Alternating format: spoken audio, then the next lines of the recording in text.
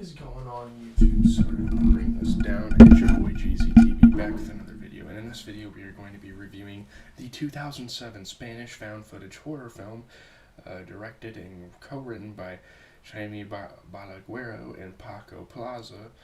So yeah, Manuela Velasco is the main character. She stars in the film, so I don't really have much to say. I think we can get into the review, we can get to the plot. Those are the two main aspects of these videos. You know how they go.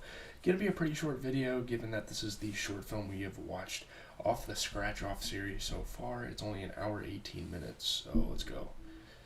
So getting into the plot, it's about a reporter by the name of Angela Vidal and her cameraman Pablo. They're covering the night shift in one of Barcelona's local fire stations for the television series While You're Sleeping, to kind of give like the townspeople an idea of like what happens in nightlife and to give them like lessons and these sorts of things. I don't know, it's kind of a weird show, I guess. I don't know if we have like overnight TV programs here in the US. I don't know. The firehouse receives a call about an old woman, Mrs. Izquierdo, who is trapped in her apartment. So obviously they're waiting around. They're like, oh shit, the life of a fireman is super boring. And for like the first 15 minutes of the film, I don't know, they spend a lot of time for an hour 18-minute film sitting in this fire department. It was like 10 to 15 minutes. They're just sitting in there until they get a call to a scene that this woman is like trapped up in her apartment. So Angela and Pablo accompany two of the firefighters, Alex and Manu, to the apartment building on Rambla de Catalunya. Which, I mean, the locations don't really matter, but yeah.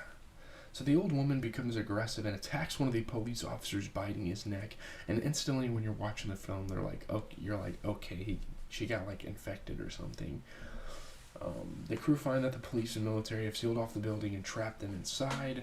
I don't know, like, even after the film, I'm not really sure if this was supposed to be a setup.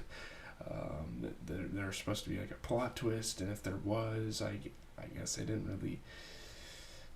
I guess it didn't really get executed that well. So they get trapped inside the building because there's apparently like a health emergency going around the region. So as the residents begin to panic, Alex, who remained upstairs with the old woman, is thrown over the staircase and critically injured. He might as well be dead. I mean, he was on like the 4th floor or 3rd floor, whatever, got thrown all the way up and fell like pretty much face first. So I don't know how he didn't die right then and there, but yeah.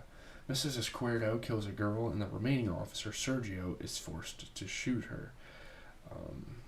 Angela and Pablo begin interviewing the residents, like recounting what they think of the events, their experiences, has anything like this happened in their area.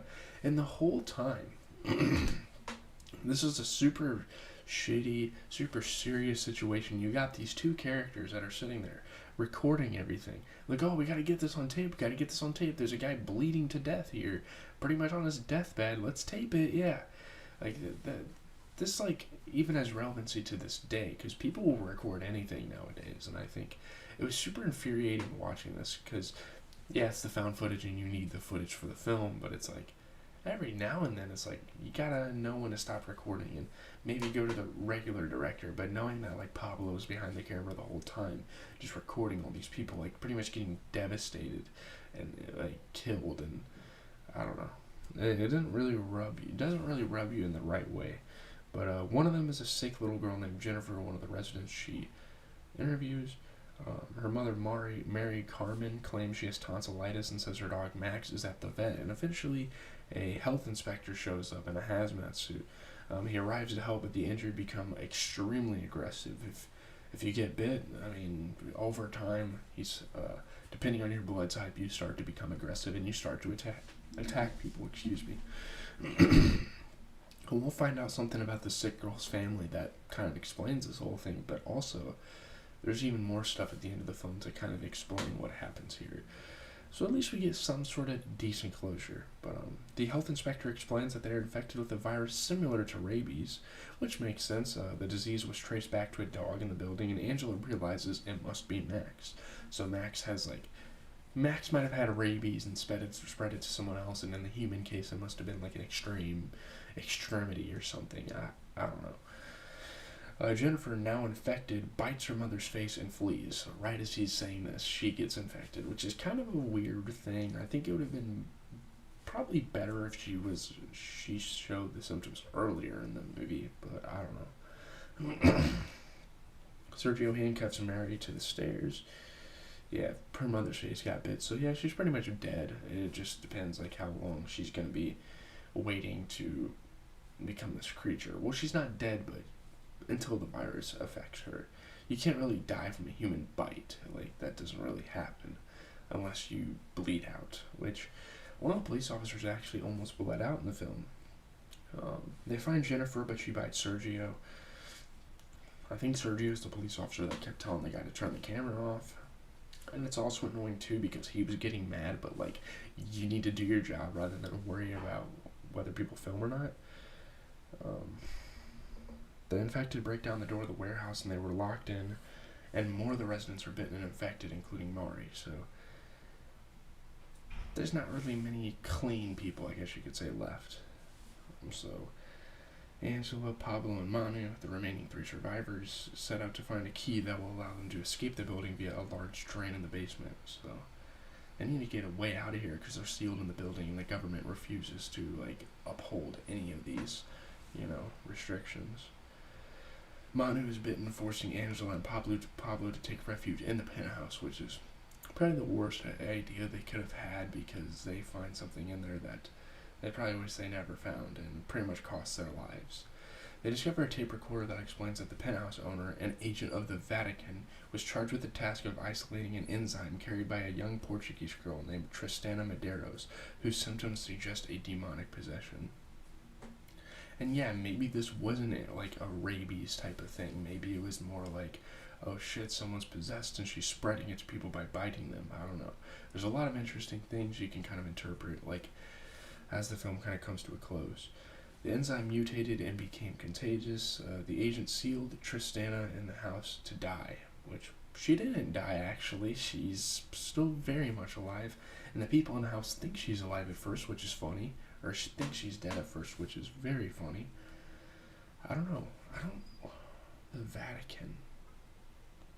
I don't know what that is, but okay. So an infected boy damages Pablo's camera and he inactivates the night vision, so a boy in the attic completely separate from the girl. A now ghoulish Tristana emerges and searches the penthouse for food.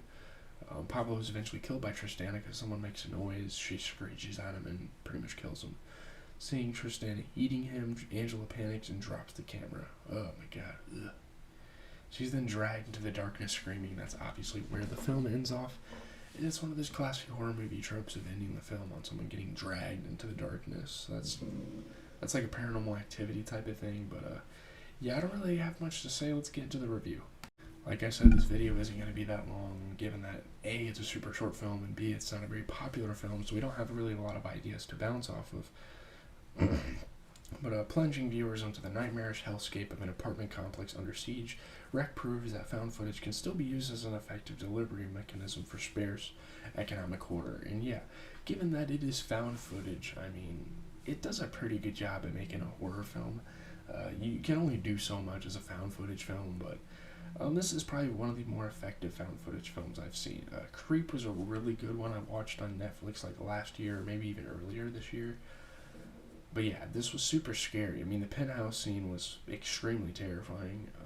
Not that the normal jump scares early in the movie were that scary, but yeah, based on the resources, I think this film's pretty effective. Although it does get kind of annoying at points. I don't know. It's a runaway roller coaster of a fright flick. The faux docu handheld style was really cool. The sense of claustrophobia and confusion was great. Rec will definitely jangle the nerves and make you feel like you're kind of in the situation. I mean, the lack of substance and a one-dimensional supporting cast is definitely something to be held over this film's head. Rec has it all and is probably one of the best Spanish horror films in recent memory. Yeah, I don't really remember watching too many Spanish horror films, but there you have it. A lot of people say it's one of the best horror films of the decade, but I think that's taking it a little far. Out of all the shaky cam films, this one is arguably the best. I mean, yeah, but what is that really saying? I don't think that industry really provides too much, or that genre provides too much in terms of horror movies and classics. maybe the Blair Witch Project kind of holds itself up there, but I don't know. I don't know. The early 2010s, it was top 100, maybe even close to top 50, which is reasonable. I'm just looking at some of the list, but I mean, it's a Spanish film. It's an indie horror film. It's a found footage film. So all those things considered, I mean, it does a pretty good job at being a solid enough movie. I'm not really gonna say much about it more. There are some definitely annoying moments where people are yelling and arguing at each other. It kind of reminds you of You're Next, which is a film we watched earlier on in the Scratch Off series. Kind of reminds you of that. Kind of gives you those similar vibes. I don't know. There's really not much to say about this movie.